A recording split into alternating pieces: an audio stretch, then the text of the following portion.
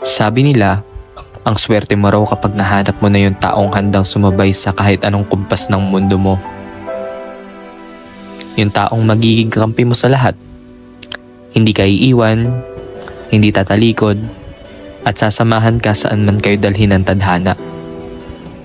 Pero paano kung biglang magbago ang lahat?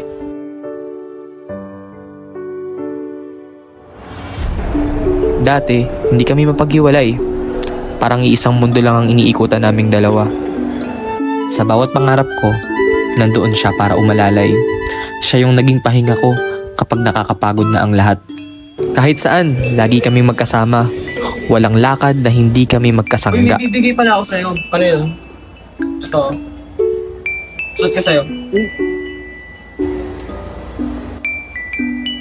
Yan, bagay. Oo. Mababaw lang ang kaligayahan namin. Isang simpleng paborito. Sapat na. Basta't magkaharap kami.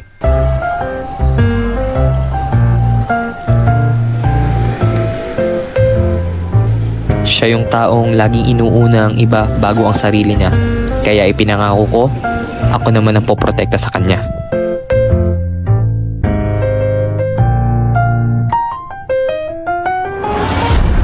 Pero mabilis mong husga ang mundo. Hindi nila makita na ang mga galaw na pinagtatawanan nila ay ang tahimik na pagpumiglas ng isang taong matagal nang nakakulong sa maling anino. Uy!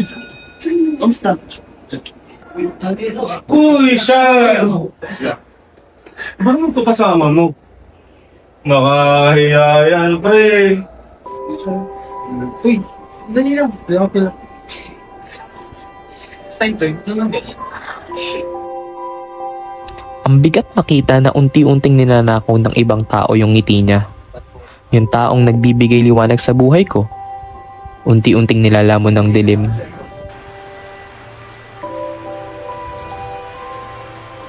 Ano ba yung mga kabadingan na pinaggagawa mo? Ha, kung ano lang nakikita ko araw-araw yung pinaggagawa mo, pag pagpapatuloy mo yan, lumayas ka na lang. Lumayas ka na lang kaya dito.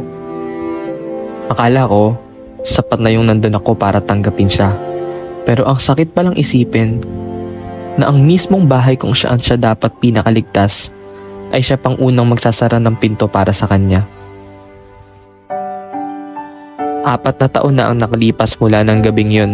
4 na taon na rin ako naghihintay. Umaasang isang araw, uupo ulit siya sa harap ko. Hi, Bunso. Gusto ka na dyan? Tagal na rin pala.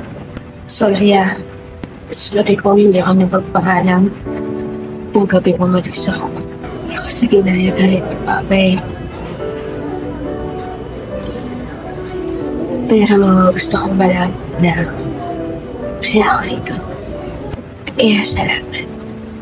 Ikaw ay nag-iisang tumanggap sa kulong. Sa ate mo. Miss na kita, Bunso. Sabi nila, ipaglaban mo raw yung taong mahal mo. Huwag mo raw hahayaang umalis. Pero minsan, ang pinakamatapang na uri ng pagmamahal ay ang palayain ang sarili mong kapatid para mahanap niya kung sino talaga siya.